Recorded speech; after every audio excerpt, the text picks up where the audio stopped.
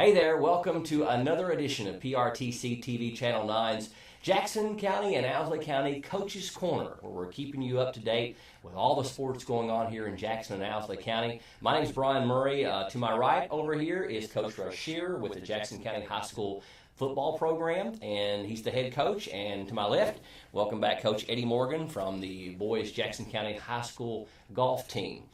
Busy time of the year where school is back in session here in Jackson County, and we are got a full slate of athletic events going on this fall.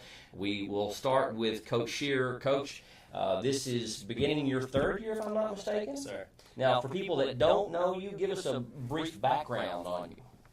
I'm from Estill County originally, grew up there, played football there for 4 years, and then I ended up going to Georgetown College for 2 years to play there. Got into college coaching, started in Arizona, moved my way back to Kansas, moved my way back to Indiana, and ultimately ended up University of the Cumberlands. And as I got into high school ball, I started my first coaching job at Bellevue High School in Northern Kentucky. And then this job came open and came down here, and this is going into my third year. Doesn't seem like it's been that long, but this is my third year here, and we're starting to get the program turned around and build it, one step at a time. Well, and one thing you did left out was he had something pulling him back a little extra too, and that you married a local girl. I did. I married the former Jessica Anderson. We live in Annville, just about a mile from where she grew up. So we actually share a backyard with the Murray clan. And Bill and them. So Mm-hmm. Now, for people that don't know a whole lot about football at the high school level we're still somewhat in the infancy stage. I think we've had it about 10 or 12 years, but we've been handed off to 3 or 4 or 5 different coaches. And this is one of the more complicated high school sports, not only in rules and regulations and equipment and the physicality of it. Talk to the people here on PRTC TV Channel 9 about some of the obstacles you face being in a county of 13,000 people and trying to fill a football team. One of the things is just like when I got here, the level of success was not there. Like you said, it's kind of in the infancy. And overall, at a national average, it takes you 10 years to have a winning season. And that's starting a program from scratch. The other thing was we kind of jumped straight into the varsity level. And that's kind of tough because right now we're starting to get the group of students through that had some success, that have won at different levels. At the middle school level, both my sophomore class and my senior class, I won at the middle school, and we were able to kind of build off of that. Last year, had the first winning season we've ever had, and a lot of it is just making sure that we stay competitive. The first year that I was here, you could see the first thing that went wrong. We didn't rebound very well. Not to borrow a basketball term, but we didn't rebound from any kind of adversity. And then last year, we had the kids that started to establish some fight and everything like that. And then going into this year, one of the teams that I would say was the favorite in our district has picked us to win the district. So now kind of the expectations are raised a little bit. But until we play, all we've done is raise expectations. A couple of the obstacles, aside from the competitive side of that, is that we're a spaced out county as far as we got kids that may live, 45 miles from each other. So a lot of times during the summer, it's hard to get everyone together to be able to practice, to get some of the things that, we're coaching at Bellevue before. Everything's in 1 square mile. The whole school district is 1 square mile. So the kids walk to practice, and they're always down there. So missing guys, missing key players, during practices, and missing key players during the summertime when we're really installing our offense and defense. That's another obstacle that's kind of tough to overcome. In a county that's this size with this population.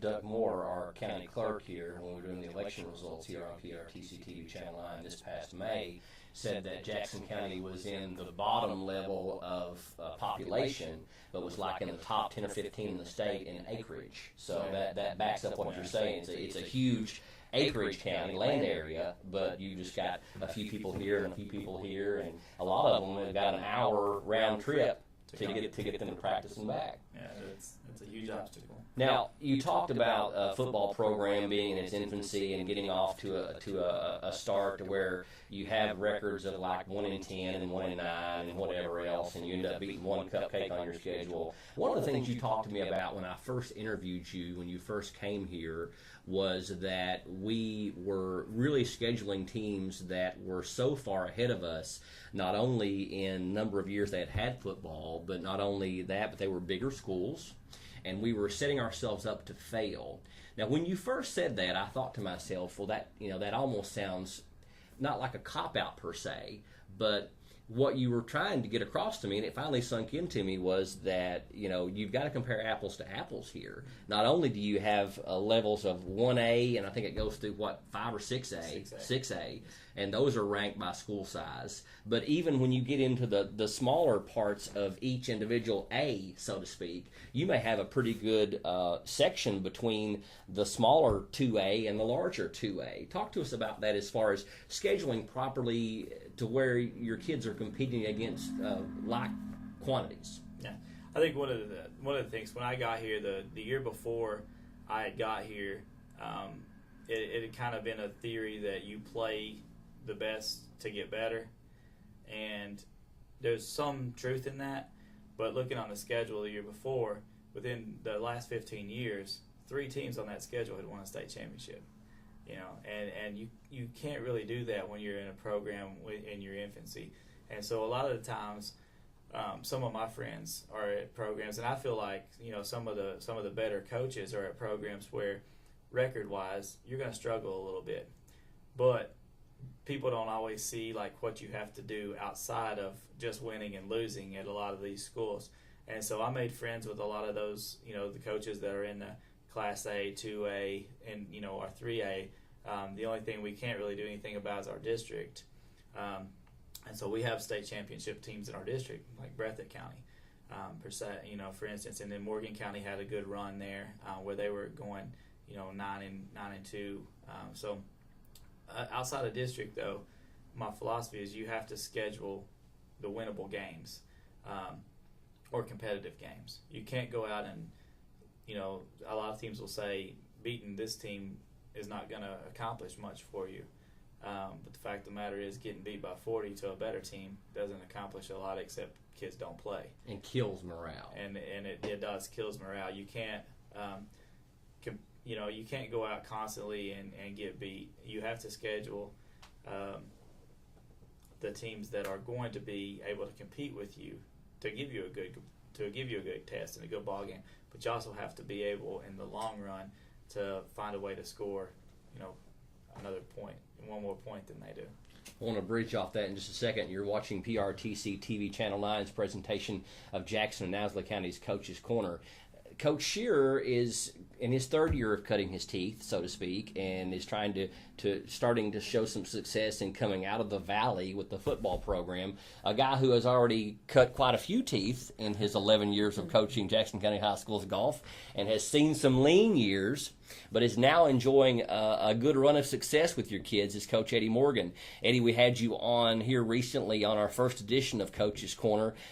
What's been happening here recently with the high school boys golf team? Well, we've got in a few tournaments since we last spoke, and we started off the season with our 5-star General Classic down at Picadome Course that Lafayette High School put together. Huge competition. And it had 22 teams in it, and of course you had the top 20 teams in the state of Kentucky that played in it. And we were fortunate enough that we finished 4th in that tournament. And Zach Norris, he had an overall second-place finish in that tournament as an individual. And we had a fine performance. And we went from there, and we went up to Taylor County Invitational, finished 5th up there out of pretty much the same competition. They had 18 teams there in that field. And then we come back to the North Laurel Invitational the following, I guess that was the 4th of August, and we played quite well that day. We had a couple of school records that was set that day. We set a team record on a par 72 course with a team score of 306, and that's tremendous. We won that tournament with the North Laurel Invitational, and Zach Norris set an individual school record with a score of 68. that previously was held by Tyler Morgan and Mr. Combs and Logan Estridge, Wade Combs, and they had previously had 69s as their low score. So Zach is now the sole proprietor of the 68 club at Jackson County High School. And then we played in the Kentucky Cup. We finished 7th there. We played in the Pikeville Invitational, finished 8th there. And all these tournaments has had 19 and 20 teams in it, and consistently with the first two tournaments you had top 20 field in state in them, and the other 3 you had about top 15 in state playing them in that field. Now you mentioned how well they played in North Laurel, but I didn't hear you say how you actually did. You all won that. We won the North Laurel Invitational. Yes. Yeah.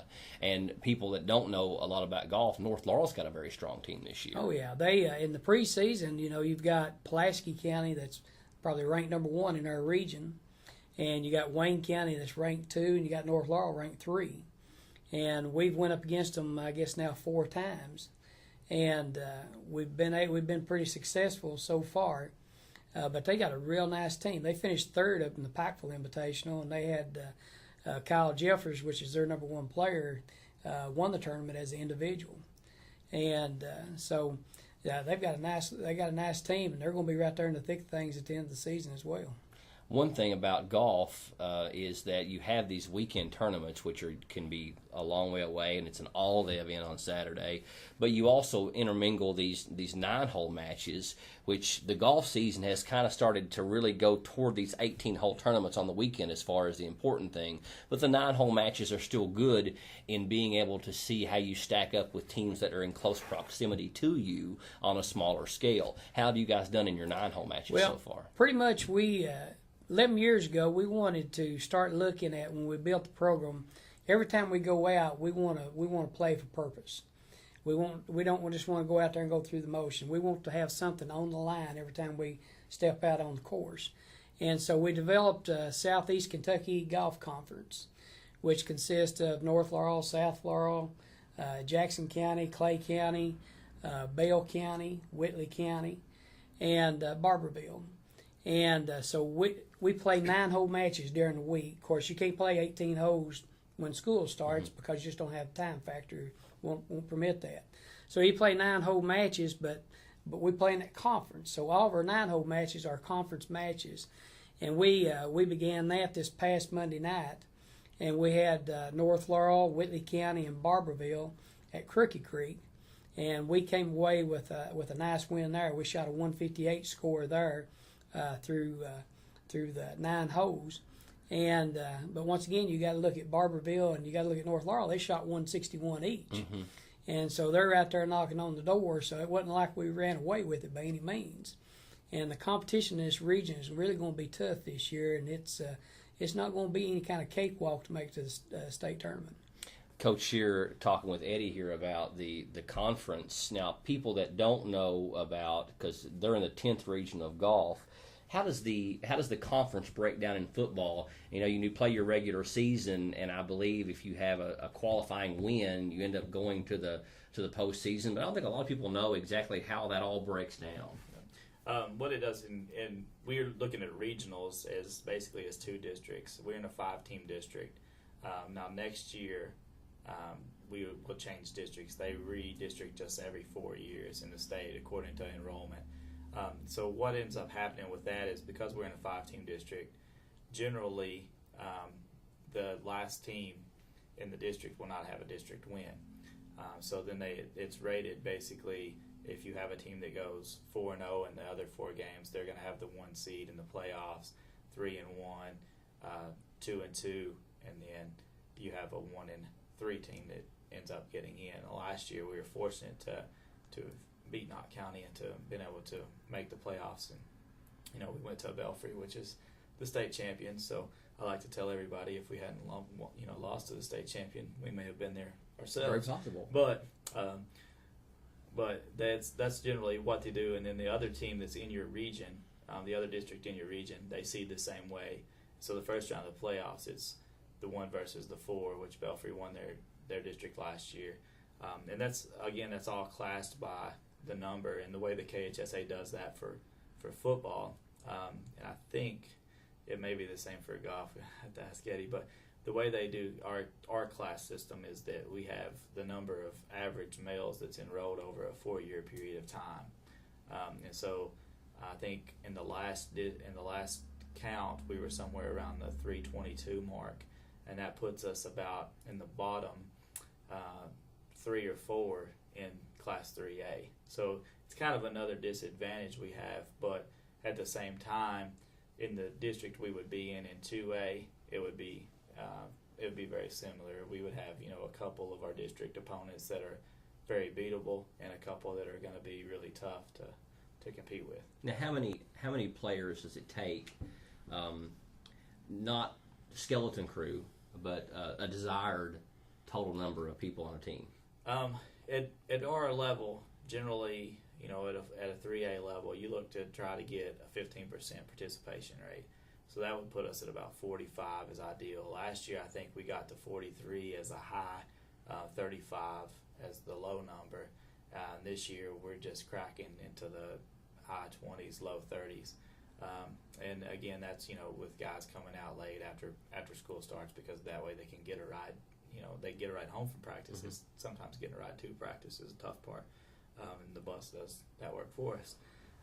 But 15% is about your average participation rate, and that goes in different areas too, because there's some schools in the state where, for instance, out of 120 guys at Bellevue, we have 50 on a team. Mm-hmm. So we're about 45% participation. But football's king in Northern Kentucky, so there's a difference too. And like I said, there's a lot of factors that come into participation in numbers. A lot of it is having success. I hope 10 years down the road that we're still building the program, because if you ever stop building it, it's like you're living or you're dying. Mm-hmm. So really, you've got to have, even right now, you've got to have about 1 out of 10 or 1 out of 9 kids, males, in school in order to fill the team. Yeah. We 30 is about the minimum number that you can really have and feel very competitive at a 3A level, and we're right around that right now. And so we're still looking to build, and we have some kids that do come out late. We have some kids that will help us that came out late. But getting those kids in shape enough to play, because football is perhaps the most exhausting game. By the time you condition, you're in good shape, and then all of a sudden you add pads, so you're adding 15 pounds of weight, plus you're adding the fact that your chest is now compressed, and so there's a lot of factors that go into needing those numbers. And we talk about our numbers need to be up all the time. And you just can't really consider that as numbers, because some kids are not going to be able to go in and contribute on a varsity game, and some of our kids are not desiring to play JV and play down. So we really have to have enough to fill both teams. And this year is the first year we were able to get into a JV conference. We're in a JV conference with Estill County, Lexington Christian, and Powell County, which are 3 teams that we can compete with, but are going to be very tough to get over the hump and beat them a lot. And so that's one of the things that I wanted to see in a JV conference is I'll give every kid a chance to play. I'm not so concerned about winning a JV game that I'm going to keep my best 11 in the whole game, and everybody else is going to sit on the sideline. So football is one of those sports where we don't cut. We'll never cut a kid, and they'll all have an opportunity to play. It's just a matter of them getting themselves in physical shape to be able to defend themselves and to be able to play with a little bit of aggression on the defensive side of football as well.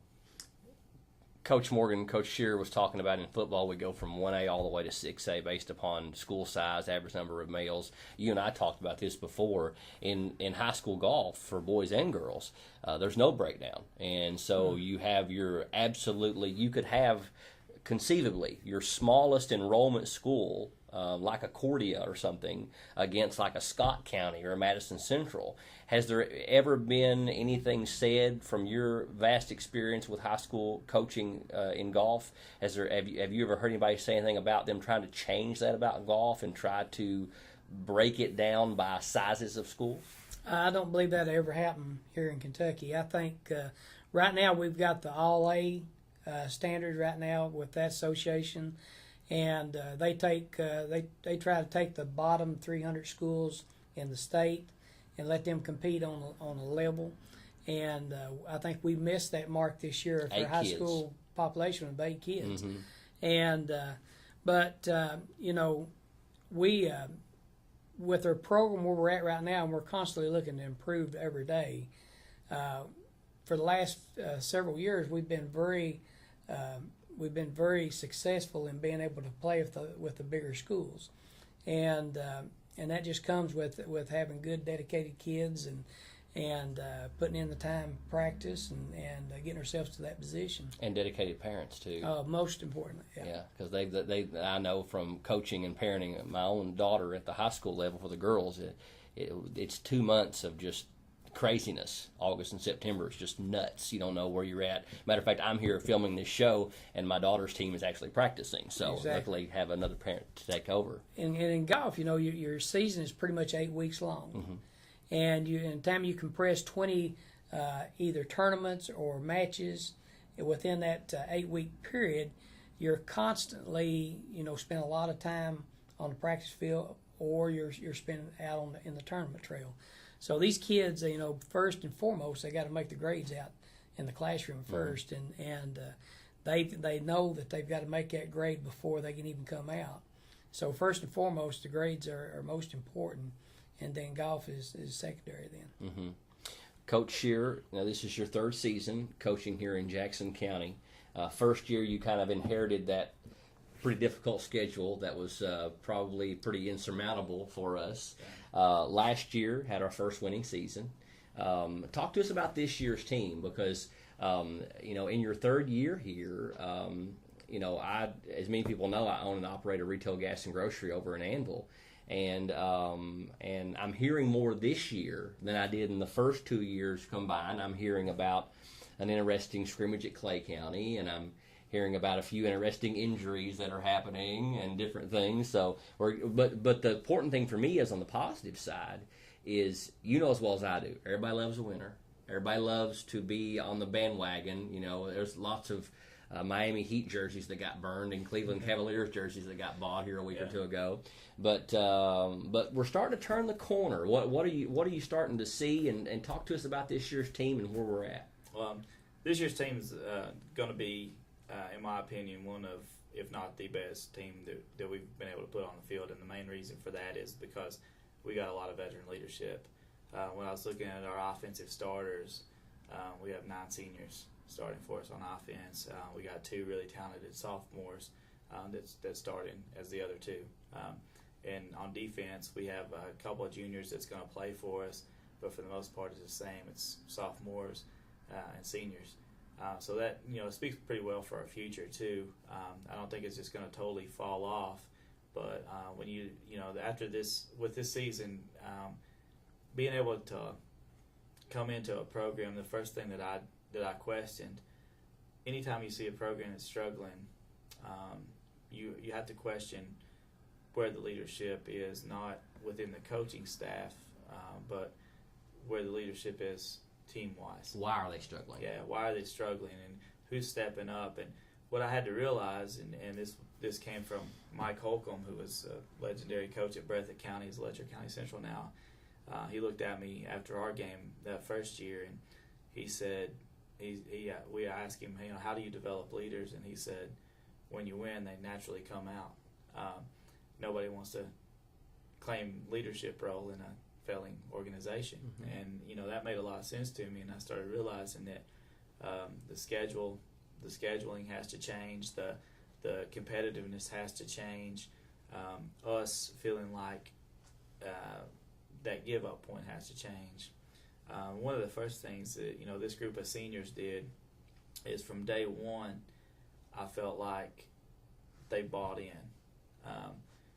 You never really want to lose a ball game, but my first year we lost to Knott County Central, which means we didn't make the playoffs. But we got to finish the season with a win at McCreary County. You know, you think about that. Really, in the state of Kentucky, out of 200 and something teams, 225 that play football, probably only about 7 or 8 teams get to finish their season with a win. So I always build off of that. I said, you know, there's 6 state champions that finish their season with a win. and we're one of the other teams. And so that off season, the kids really dedicated themselves. This group that we have as the seniors, and we also had that group from 8th grade coming in that off season, and that they have been successful as well. The group that's sophomores now, so they really started dedicating themselves in the weight room, getting physically stronger. When I first got here, we had one player that was over 250 pounds on the bench, on bench press, and we had hardly any players that was 400 pounds on squat. And this year we had 2 500-pound squatters, and our front line averages 260 on bench. So physically they've dedicated themselves to getting better. And, that comes with the leadership, and that comes with the desire of let's put the past behind us and let's move forward. I'm excited about it because of all of our off-season activities, the 7-on-7s, the inside run drills, the stuff that we've done against teams. I haven't walked off the field feeling like we've lost any of them. And during the off-season stuff, we went against South Laurel. We went against Clay County, who are 2 5A teams. We went against Estill County, who's a really good 3A program right now. They got a great kid at quarterback that's coach's son, and he's a good athlete. And I've never walked off the field feeling like somebody just beat us. Mm-hmm. And in fact, I've walked off the field this year feeling like we went out and beat them. Mm-hmm. We took it to them, and that's a good feeling in building the program and trying to turn the quarter. And it is exciting. A lot in this county, there's not a lot of people that's really familiar with the game, and they come out and they don't come back again because you don't understand it. But it really comes down to the fact of this, that you want an offense that's going to score. You want a defense that's going to play hard and hit people. Because when you play hard, when you hit people, and when the other offense is constantly getting hit, that quit factor comes in. And so that's one of the things I'm looking forward to this year. I think as good as we can be offensively with 9 senior starters, we can be even better defensively, because now we're getting to that when we have things that happen, when we have adversity comes up, like at Clay County, our kids didn't say, let's get on the bus and go home. They said, let's line up and beat their tail. Not so kindly, but said that, and we proceeded to do it. So that was nice. Good to see them bounce back for something like that. This is the Jackson County and Owsley County Coaches Corner with Coach Russ Shearer from the Jackson County High School football program, head coach, and the head coach of the Jackson County High School boys golf team, Eddie Morgan. Eddie, football, very physically demanding sport, and golf, the kids have to stay in good shape. People don't know walking 18 holes with a 15 or 20 pound bag on your back can be pretty physically demanding as well. But talk to us about the physical factor in golf, but also, too, if you haven't played the game of golf, I had a friend of mine say that golf was the most aggravating fun you'll ever have. Mentally draining, it's very mechanical and methodical, and if these kids don't have these clubs in their hand about every day, there's about 100 different things that can go wrong in just a simple golf swing. Oh, yeah. And you're always looking to hit that one shot to bring you back the next time. Mm-hmm. And of course, one thing we've been very fortunate about this fall so far has been the temperature, and the heat index has not played a factor at all so far this fall, and that's always a big factor in golf. Probably not as much as it is in football, where you're in direct sunlight all the time and you're going up against competition hand to hand. But because in golf you do have a chance you can run under a shade tree as you're walking down the fairway and catch a little break. But it's not hardly as much a problem in that aspect, as you got to be in pretty good shape. You got to, whenever you walk a full 18 holes on the golf course, you're walking about 4.5 miles. And like you said, whenever you're packing that bag of clubs, after a while it gets kind of heavy. But if we've done it enough and done it the way we need to do it, well, after a while they don't pay any attention to it. But mental strain, I know you've seen players that can handle it well. Boys generally handle it better than girls, and that's not to be chauvinistic. It's just that usually your females are more emotionally driven, and men are more abstract, black and white. But I know you've seen it before. You see that glazed deer in headlights look on their eyes. They have a couple of bad holes in a row. It's a mentally draining game. Yeah. Well, naturally, whenever you're playing well, that walk's a whole lot brisker going down that fairway than if you're struggling just a little bit and you're thinking about that last shot you just hit that may have been an errant shot over into the woods or something. But that's one thing that's the challenge of golf on the psychological side that you gotta get through, and maturity plays a big role in that. Now, bridging with Coach Morgan here, Coach Shearer, with the physical and the mental, people can really discount the game of football by saying it's not mental, because the way you hit the guy, the way you line up, the way that play went, you're always planting seeds in the opposition's mind, not only in how you do what you do, but how well you do what you do and all that. The mental aspect, the first couple of years here, could not have been good because we were pretty much going out, and well, not last year, but certainly the first year. These kids got to be mentally strong as well, don't they? Because it's not only a test of physical endurance, but it's also just you got to have some swagger about you as well. Yes, sir, definitely. An overconfident team is way better to be on the field with an underconfident team, because an overconfident team, when they get down, they want to rally, they want to rebound. And the first year that I was here, and a few of the years before that, one of the things that, when I talked to the players that didn't play for me but had played before, they said we never felt confident. We never had that confidence in our preparation. We never had the confidence in that.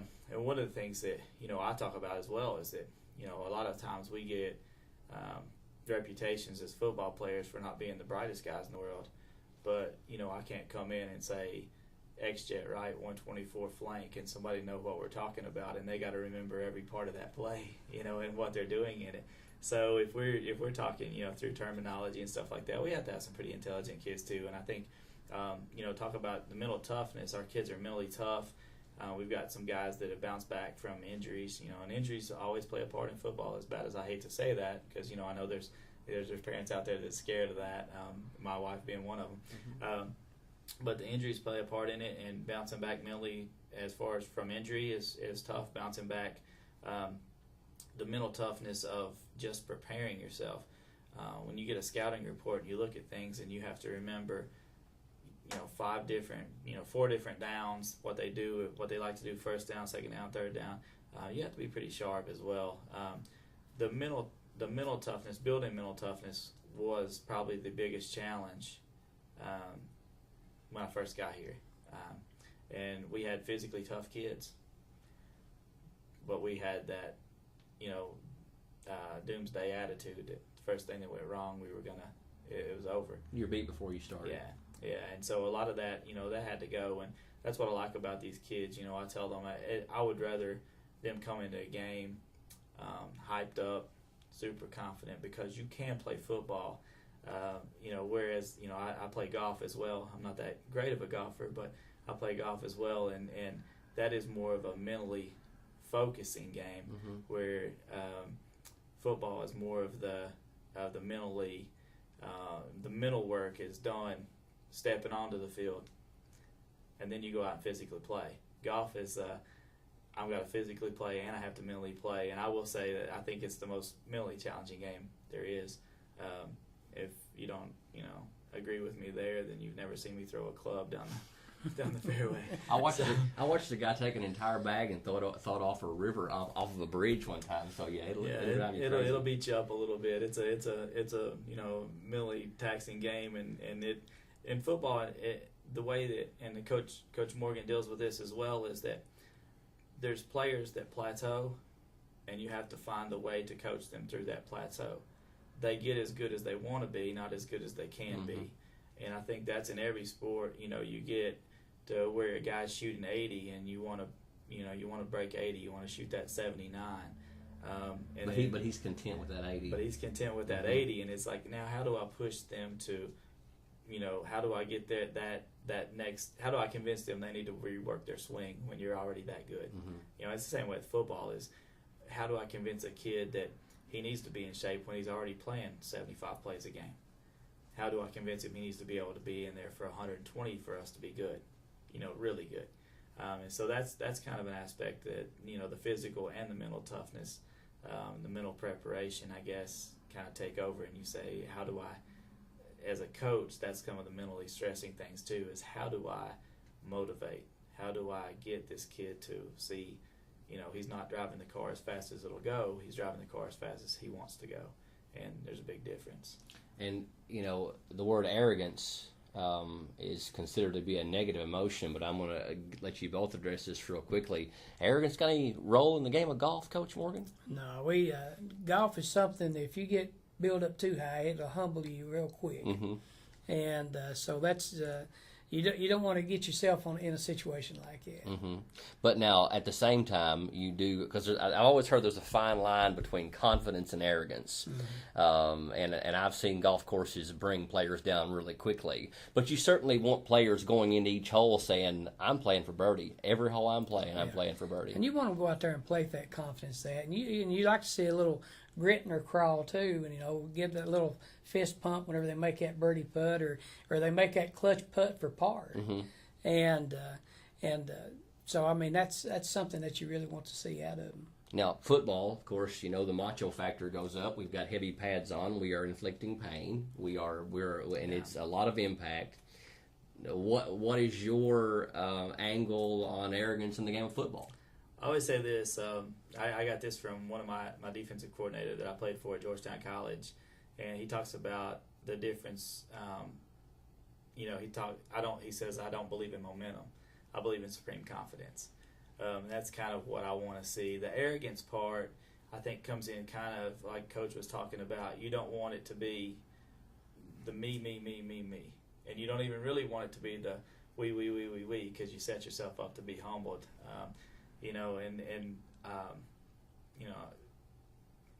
I'm a believer in the Bible, and it says, with humility comes wisdom. You don't really want to see yourself drawn that far back, but once you're humbled, you can learn from it. One of the things that I believe in football is that you just have to have that supreme confidence. One of my coaching philosophies, and a lot of people, around the state, when you talk to high school coaches and college coaches, a lot of them agree with this, a lot of them disagree with it. But if I have a good player go out and fumble the football, I know he's good. He made a mistake, and when he goes back in the game, he's getting the ball again.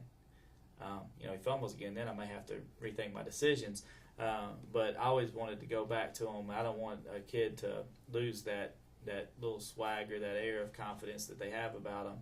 On the same time, when that kid starts running for 300 yards and he turns around and puts the ball in the kid's face and starts talking, that's almost cost us ball games before. And so we got to understand that there is that fine line. And I do believe in supreme confidence. I really don't believe in momentum.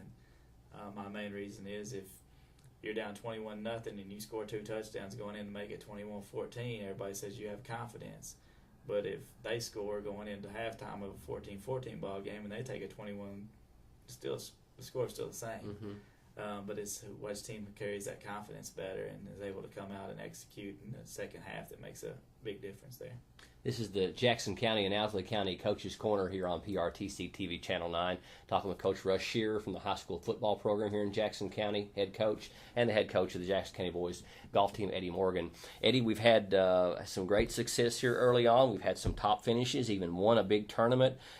Take us over the next few weeks. Where are we going now with the Jackson County boys golf program? Well, just thinking about the start that we've had, our kids have really took off quite well here at the beginning.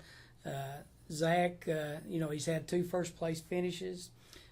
He's had a couple of runner-up finishes, and he's had a third-place finish. And then in our conference play, when we opened up, Jaron Hignat and Jacob Anderson were low men in that conference match, so they're off to a good start for our conference standings. And Blake Combs and Tanner Morgan, they've been able to come in and contribute. In golf, you take the 4 best scores out of 5, and our ultimate goal is whenever we get into a tournament, ultimately we'd like to be able to throw away a 85 or 86 score. That's something we talked about all the time, and those 2 young men are getting their games down to that part and to that level to where we're just about ready to start throwing away scores like that. And whenever we get to that point, then we're going to see a brighter future ahead of us. And so with the remainder, we're going to be going to Clark County this weekend playing. Once again, it's going to be a real good tournament. We're going to have about 18 teams in this tournament. And then next weekend we'll be going up to Lexington to Kearney Hills. And that tournament, there's about 24 teams in it, and you got the top 20 in the state that'll be playing there. So there's some good challenges in front of us. And then, of course, on Monday nights we play our conference matches. And we got Clay County coming to town Monday night, and we'll be playing them. So it's always it doesn't lighten up by any means. Mm-hmm. Now, Coach Shearer, same thing for you. We've been prepping and working and scrimmaging. I know you've got a full pad scrimmage coming up, and then 7 or 8 days from this taping, we're going to be kicking this thing off. Yeah, it's an exciting time right now. We get to go to McCreary County Central this Friday night. We start down there at 7. We're going to be able to kind of see where we've went. We are scrimmaging about the same team from them. They've built their program up a little bit, but last year we were able to put a 36-0 blanking on them. And so hopefully we'll be able to come out, take control of it early, get the young guys some experience in this one. And then we go, Trimble County comes here. We've had a run of success against them the last couple of years. So hopefully we can continue that trend as well. And, we're not looking past Trimble. We're not looking past McCreary. McCreary obviously being a scrimmage is just to get us ready. But one of the things that we did, I feel like if you're going to eat a frog, you need to do it for breakfast. And so a few years ago, I set up our game with Breathitt to be their first actual game. And the reason that I did that is if you're going to beat a team like that, you're going to beat them early. When they haven't been able to execute and they haven't really saw what we call live bullets. And we're playing for a district championship that night. I mean, I really feel like if we come out and we compete, we play the way that we can play, that's a winnable game for us. And I feel like it's a game really we should win. Going into it, they had a lot of drop off. They've graduated some guys, but we've just got better.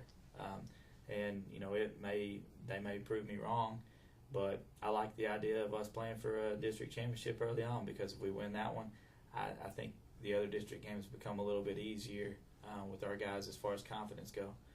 We talked earlier, injuries are always a part of the game, so it depends on how healthy we stay, what success we can have this year. If injuries hit us hard, we could have, a 2-3 win season. If injuries don't hit us hard, we could win every game on our schedule. And that's something that, even my first year here, I didn't know if I would ever get a chance to say. But I have a feeling if we stay healthy, if we execute, we do the things we can do, we could go 10-0. And maybe I'm the eternal optimist, but if you ask my players, they probably wouldn't say that. Now, you talked about, injuries are a huge thing in football. You don't really have that much in golf as far as true injuries, but you do have some things that come up, back issues and different things. How healthy are you to start this season? Any key pieces missing from the squad? Right now, we're in a kind of a tough situation. One of our senior captains, Tanner Johnson, got hurt coming out in a drill we did at camp, and we're going to be missing him the first game of the season. Hopefully, he'll be back for the second game, and so we'll be able to kind of work some around. The good part is with that, obviously, you're going to miss a guy as talented as Tanner. We do have a lot of senior leadership. Austin Hunley we moved him to quarterback. He was our best running back, almost 1,000-yard rusher my first year here. But we moved him to quarterback just to get a better feel of what we want to do offensively, which is jet sweep and option offense. We've been able to open it up a little bit. He's worked on himself throwing the ball. Our kids have got better receiving the ball. Our A-back right now, Dakota Tillery, he's a little dinged up. He won't play against McCreary. May play as needed against Trimble. And so we've got 2 senior starters that are out that are big pieces of our puzzle, but we do have some depth at those positions.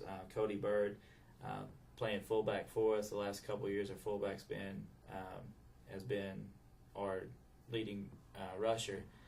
And so we were able to get guys in there. Jacob Bingham, sophomore, has filled in well at the A-back position. We've had to move a junior into the starting lineup. Preston Young at one of the other backs because of these injuries. And that's what, when we talked about numbers earlier, that's one of the things that you have to worry about when you don't have a lot of numbers, because you don't have the depth at those positions that had played that position. And you don't want to throw them in the game the first time, having never played those positions. So, we were able to, I guess if there's a good thing about injuries, the ones that we do have, they happen early, during camp or right after camp, so that we do have a couple weeks for them to heal, and we got a chance to, we'll find out something about Tanner the Monday or Tuesday after our first game. We'll see how much longer, he would be out, or if he's ready to come back. And then Dakota says he feels good about the first game. But again, it's one of those things where, your leading rusher, one of your leading rushers from last year, you don't really want to take a chance with him on that. So if you have a chance to watch this program before these dates, if I'm not mistaken, the Trimble County game at home, the opener for the regular season is the 22nd. 22nd. That'll be a week from this coming Friday, and then the 29th will be at Breathitt County. Notorious powerhouse, always goes to the state tournament. Yeah. Top team. So that's the first couple of games. Who's some other teams that we're going to see this year?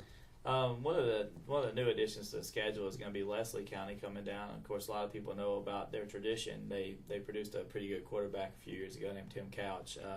They were a young team last year. They ended up, I think, at 2-8, 3-7, something like that in their schedule. But they were sophomore loaded, so those kids are juniors. They're a year stronger. They're a year better.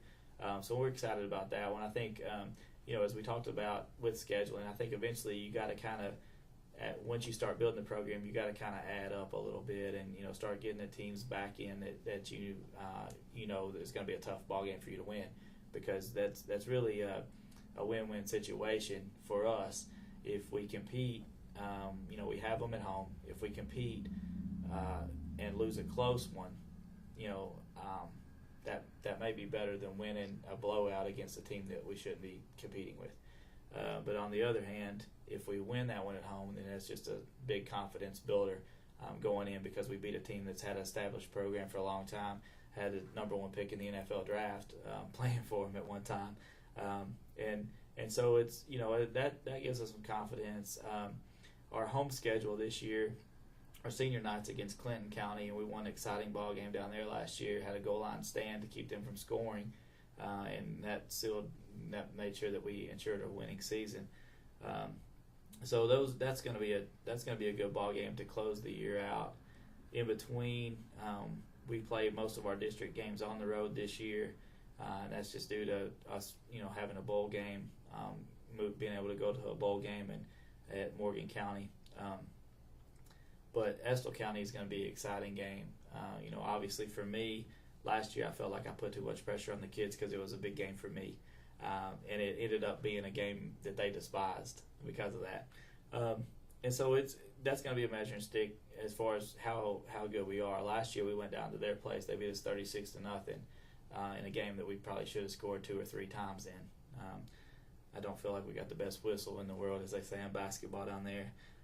But I think this year, we have a good group of seniors that are ready to bounce back and want to go over there and want to play, and when they come up here and they want to compete, you're also going to get a chance. The home fans are going to get a chance to see the Jones kid from Estill County I talked about last year. He's a third-team All-Stater. Probably has more talent as a wide receiver or as a safety if they can use him there. He's already been offered a chance to play at Moorhead State. He's going to have small schools all over him.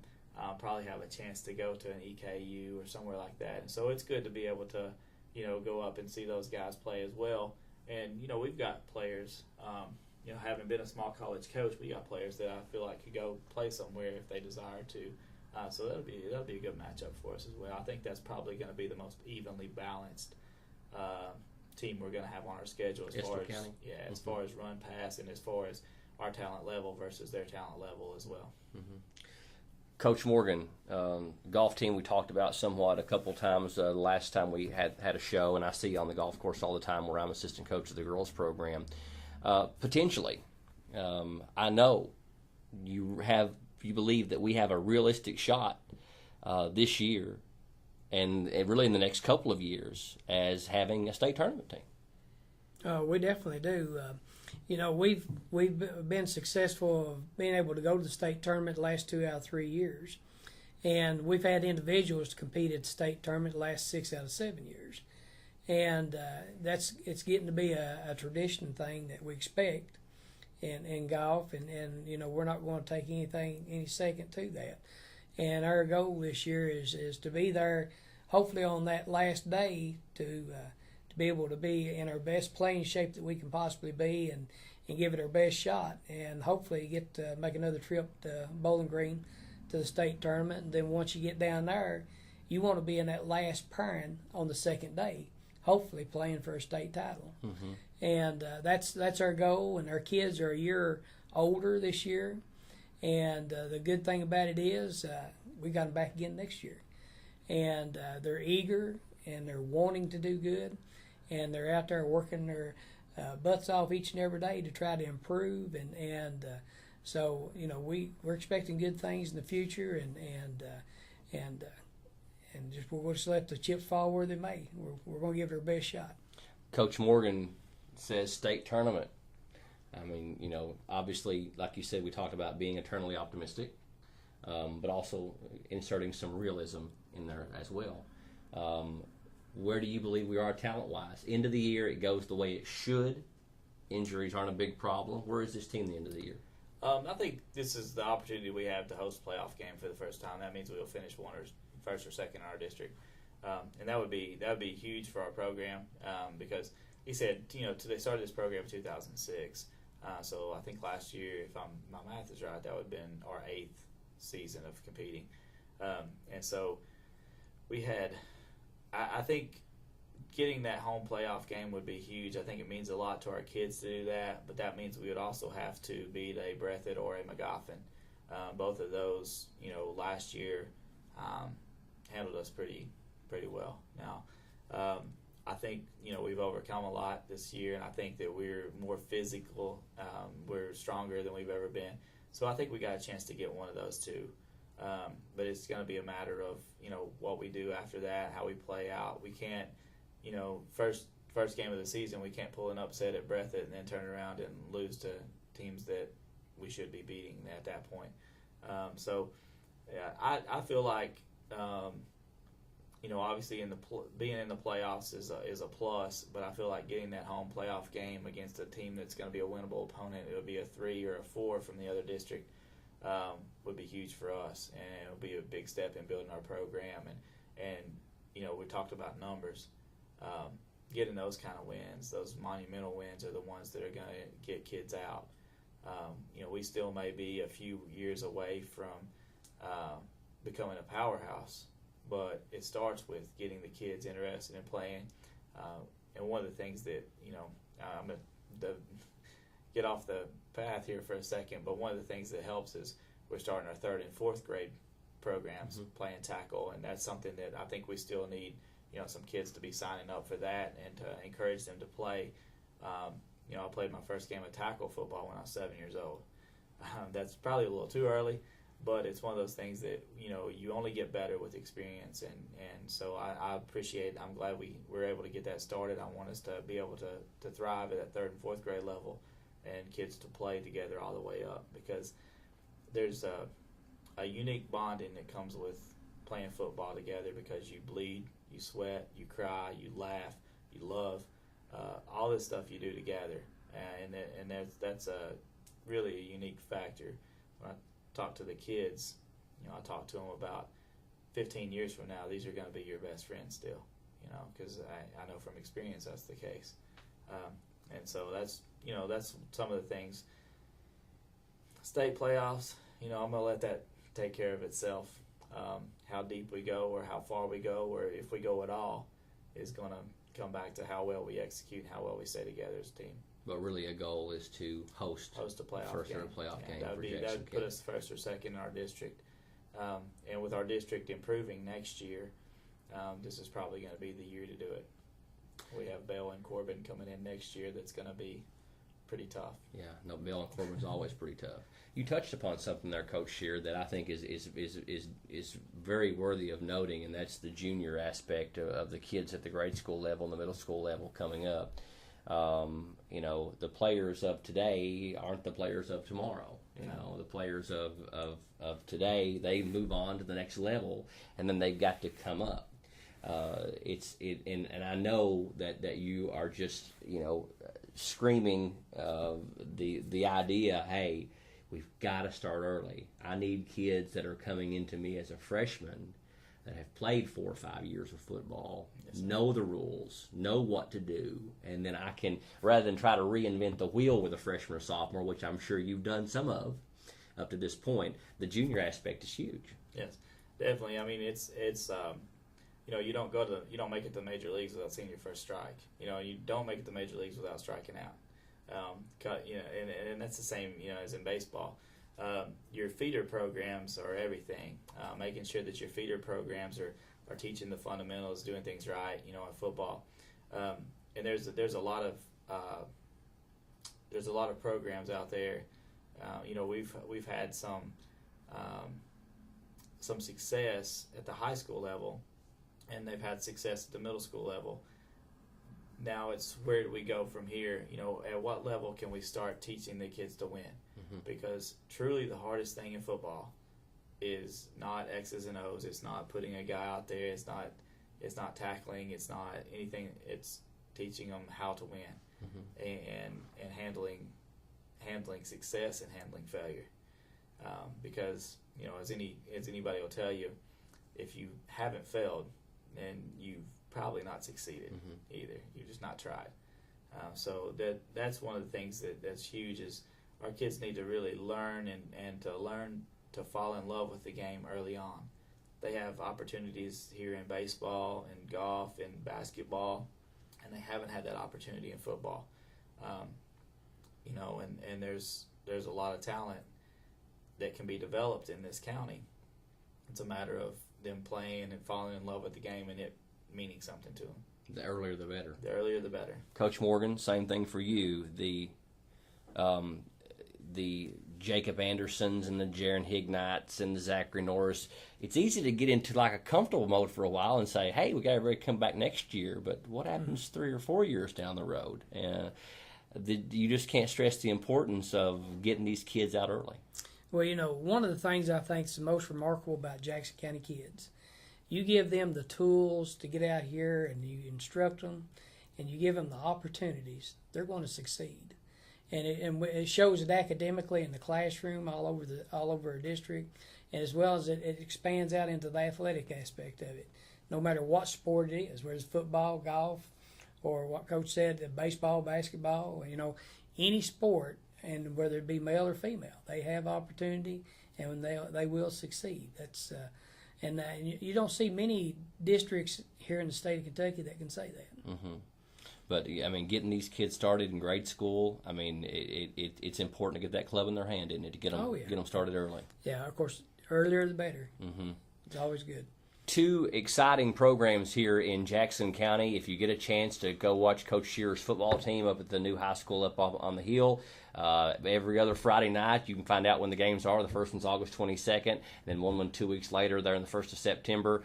Coach Morgan, get a chance to see him at Crooked Creek when the teams are playing their home matches or catch him on a Saturday. We'll keep you up to date with these 2 guys and all kinds of other teams in Jackson and Owsley County, so you know what's going on as a part of PRTC TV Channel 9's Coach's Corner.